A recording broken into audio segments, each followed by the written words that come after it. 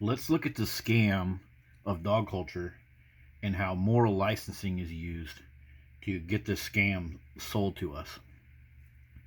We're going to look at what this is, where it's been used historically, and we're also going to look at where it's being used today.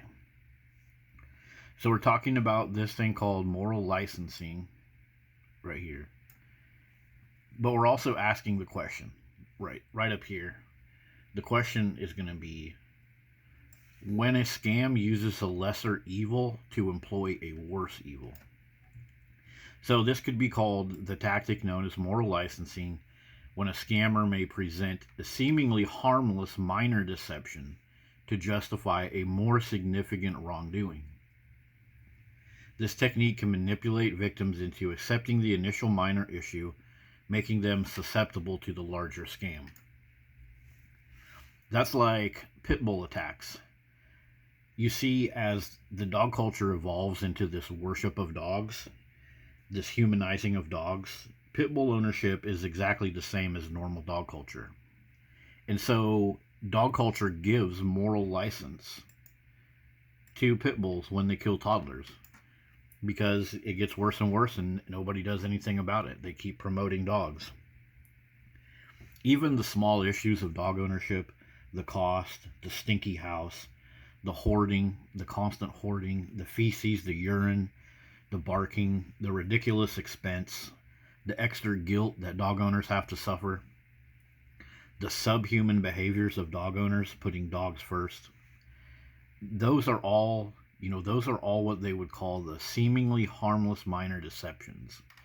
Because, oh, the doggy's cute. Oh, he wouldn't hurt a fly.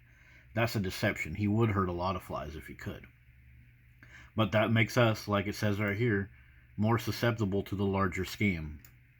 And the perfect example from dog culture is the toddlers being killed by pit bulls, because pit bulls get the moral licensing from the base dog culture.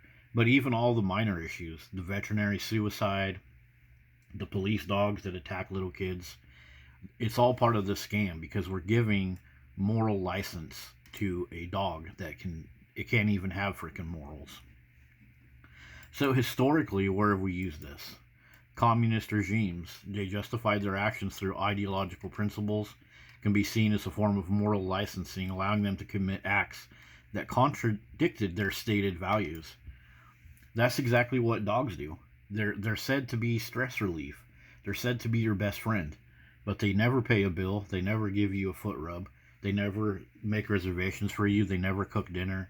They never invite your friends over for a surprise party and cook you a meal. They never do any of that. They're lifetime permanent children, and very little more than that.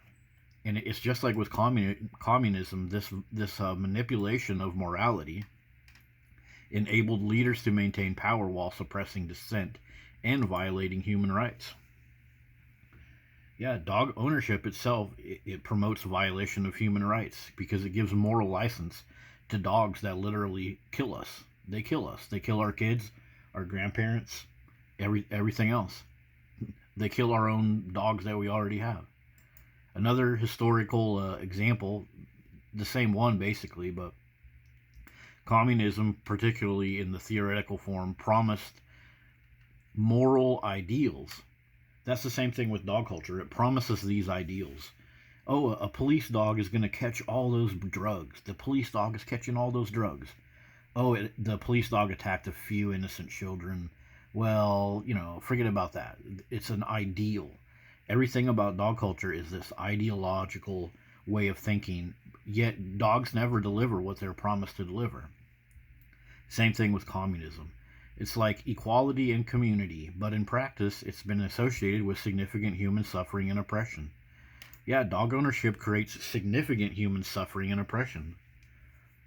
Like most dog serving jobs, like veterinary, dog rescue, dog grooming, those are women dominated jobs with significant amounts of suffering, significant amounts of injuries, significant taxpayer costs because of all the workplace injuries that are covered by government insurance.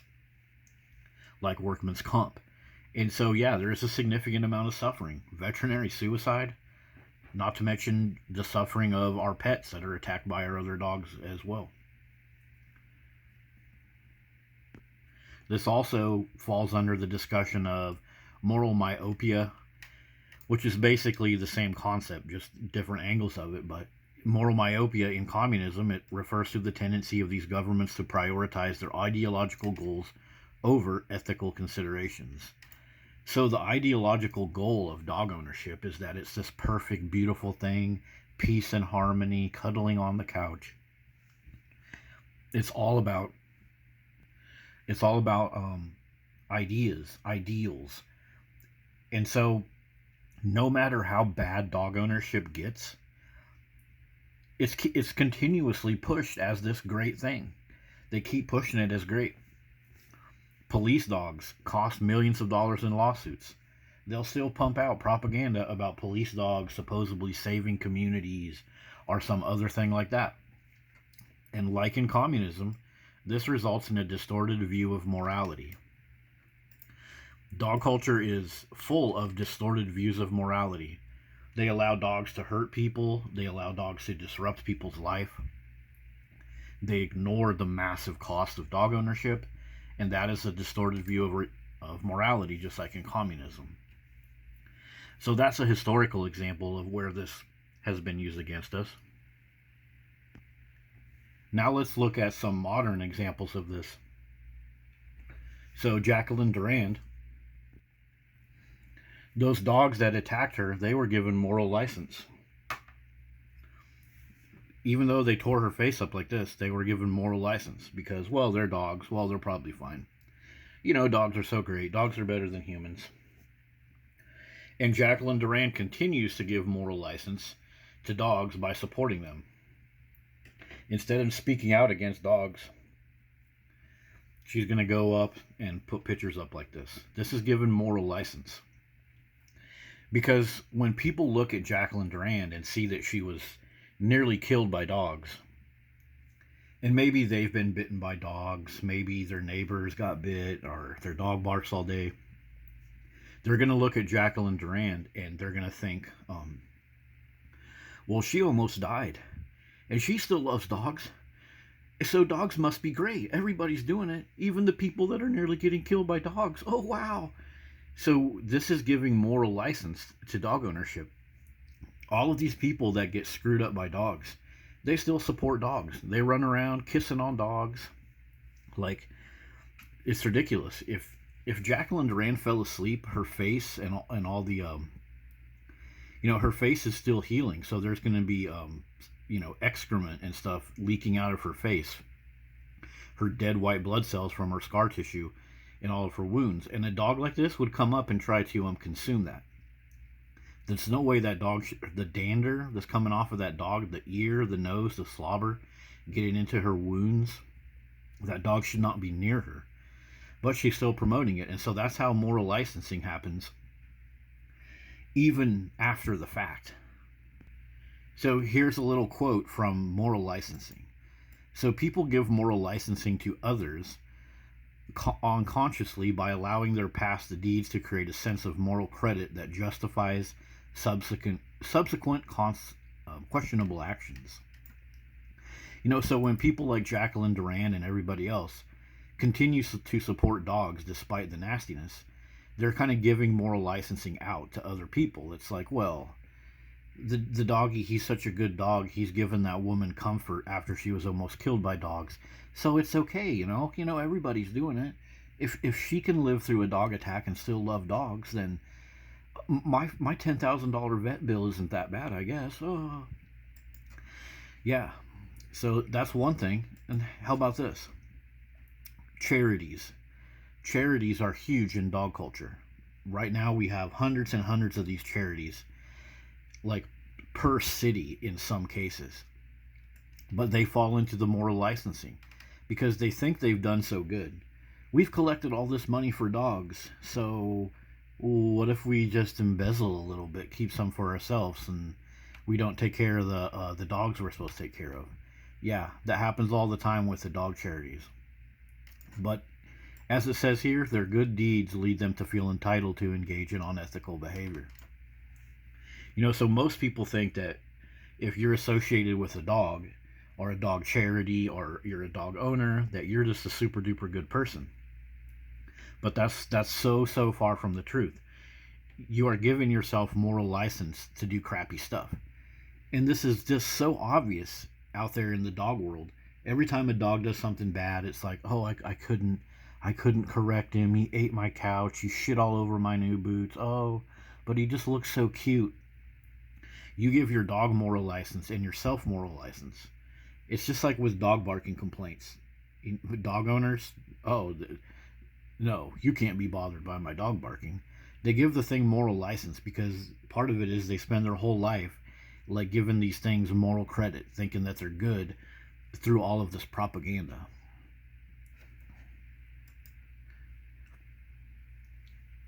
So check out this video right here.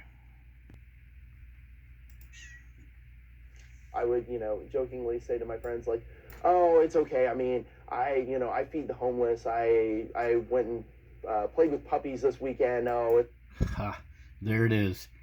So you played with puppies, so you can get away with something you weren't supposed to get away with. That's basically dog owners 24/7. They think that they've given themselves all of this moral licensing, moral credit, and so they have moral myopia. They think they're so good for taking care of dogs. They think that they're so good for adopting all of the slogans, dogs are better than kids, my dog's more well behaved than, etc., etc. Yeah. Here's another little factoid from the video. Over the years, we've all seen high-profile televangelists and family values politicians involved in sex scandals. Yeah. And over the years, on my channel, I've covered this too. Lots of people that are into dog culture, including dog show judges and veterinarians, they've been involved in child pornography charges. They utilize this moral licensing. They give it to themselves. It's like, look at me, everybody loves me because I'm a veterinarian. I'm a top level dog show judge and trainer. But then guess what happens? These people were doing stuff that they definitely shouldn't be doing. Very hurtful things. It's like our reference from communism over here. They were violating human rights while they push their ideologies about being good people as dog owners. And it's the same thing with our video example about the preachers and televangelists and the politicians that were all about family. They're the ones that were slipping and sliding behind the scenes and getting themselves and their congregations in trouble. And partly is because they gave themselves moral license to do that. And that's a big part of dog culture. Like, all this crap about dog owners being good people and being empathetic and stuff like that, that's largely untrue. And the concept of moral licensing proves this. Let's look at a couple other modern examples of this moral licensing of dog culture. Let's go to my playlist called Therapy Dogs. Actually, scratch that. I got a better example for you guys. Canine dogs and innocent children. So this is the perfect example of moral licensing. We have all these drug sniffing dogs that are supposed to be, saving society from the evil drug doers. Yet, story after story of these dogs attacking little kids. Not just innocent assailants. I have a separate playlist for that. But even little kids. We got an off-duty canine officer bites the teen. These dogs have moral license. You look at one of these dogs and you think, oh wow, he's out there saving community. We got his tactical vest on. Look at that. Oh, he's so awesome. Yeah, but no, he's not. These dogs tear people up all the time, people that they shouldn't be tearing up. And honestly, even somebody that is supposedly a criminal, they're supposed to have their day in court before they get mutilated by the jaws of a dog. This is exactly what our president did with his German Shepherd dogs. Biden's dog bites another Secret Service. Biden's dog bites another Secret Service. The dogs got moral licensing because they were owned by the president. Oh, they must be good. And the president, he got moral licensing to allow his dogs to hurt Secret Service. It's kind of like they share the moral licensing back and forth. Oh, you did something wrong. Well, you're a dog, so it's okay. Well, I let you do something wrong, but it's okay because you're a dog and you're better than humans. Yep, that's the moral licensing of dog culture, and it's a huge reason all around society that people just let their dogs do all kinds of nasty stuff. They let themselves do nasty things to other humans because the presence of a dog gave them moral license. See you guys later.